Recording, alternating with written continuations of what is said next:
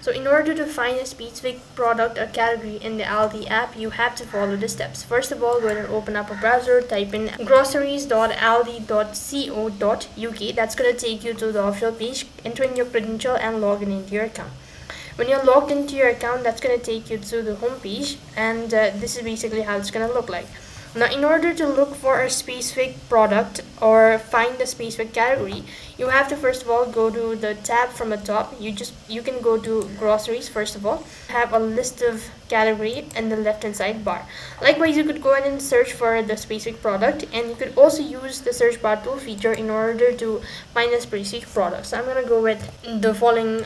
When you locate it from the suggestion, you could go ahead and tap on it, and that's how you could go ahead and look for a specific product, or that is how you can navigate the home page and find specific product or category in the Aldi account. That is all for this video. I hope the video was helpful.